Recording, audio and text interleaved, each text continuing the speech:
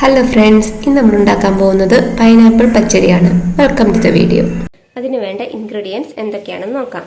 Pineapple ചെറുതായി അരിഞ്ഞെടുത്തത് 1 cup, 1.5 cup പുളിയില്ലാത്ത തൈര്, 1/2 കപ്പ് തേങ്ങ, 1/2 ടീസ്പൂൺ മഞ്ഞൾപ്പൊടി, 1/2 ടീസ്പൂൺ ജീരകപ്പൊടി, നല്ല ജീരകം ചെറുതായി പൊടിച്ചെടുത്തതാണ്, 4 അല്ലി വെളുത്തുള്ളി, 1 പച്ചമുളക്, 3 ചെറിയുള്ളി ചെറുതായി അരിഞ്ഞത്, 1 വറ്റൽമുളക്, ആവശ്യത്തിന് കറിവേപ്പില.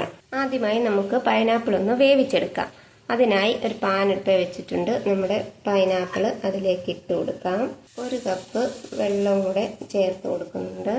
ആവശ്യത്തിന് ഉപ്പ്, കുറച്ച് മഞ്ഞൾപ്പൊടി ചേർത്ത് ഇത് നമുക്ക് നന്നായിട്ടൊന്ന് മിക്സ് ചെയ്ത് അടച്ചു വെച്ച് ഇതൊന്ന് നന്നായിട്ട് വേവിച്ചെടുക്കാം.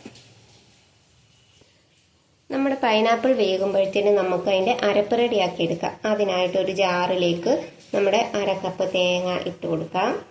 അതിലേക്ക് ജീരകപ്പൊടി, മഞ്ഞൾപ്പൊടി, 4 അല്ലി വെളുത്തുള്ളി, 1 പച്ചമുളക് ഇത്രയിട്ട് നന്നായിട്ട് ഫൈനായിട്ടൊന്ന് അരച്ചെടുക്കാം. നമ്മുടെ പൈനാപ്പിളൊക്കെ നന്നായിട്ട് വെന്തിട്ടുണ്ട്.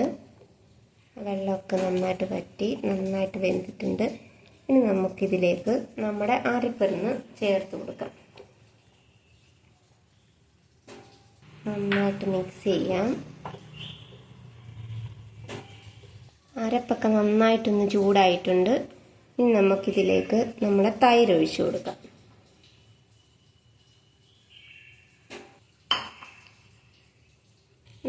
കുറച്ച് കടുക് ഒന്ന് പൊട്ടിച്ചെടുത്തിട്ടുണ്ട്.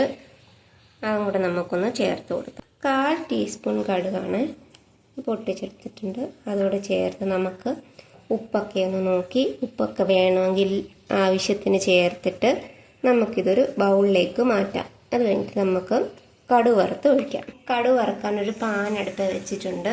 പാൻ നന്നായി ചൂടായി വരുമ്പം അതിലേക്ക് കുറച്ച് വെളിച്ചെണ്ണ ഒഴിച്ചു കൊടുക്കാം. വെളിച്ചെണ്ണ നന്നായി ചൂടായി വരുമ്പം നമുക്കതിലേക്ക് കടുക് ഇട്ട് കൊടുക്കാം.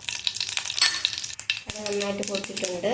കറിവേപ്പില ഇട്ട് കൊടുത്ത് അതിലേക്ക് നമ്മുടെ ചെറിയുള്ളി ചെറുതായിട്ട് അരിഞ്ഞത് ഇട്ട് കൊടുക്കാം. ഇതിലേക്ക് നമുക്ക് വറ്റൽമുളക് ഇട്ട് കൊടുക്കാം.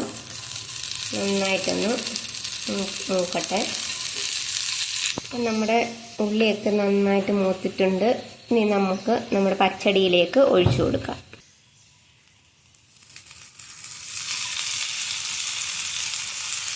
നമ്മുടെ പൈനാപ്പിൾ പച്ചടി റെഡി ആയിട്ടുണ്ട്. എല്ലാവരും വീട്ടിലൊന്ന് ട്രൈ ചെയ്ത് നോക്കണം. മറ്റൊരു റെസിപ്പിയുമായി അടുത്ത വീഡിയോയിൽ കാണാം. Thank you.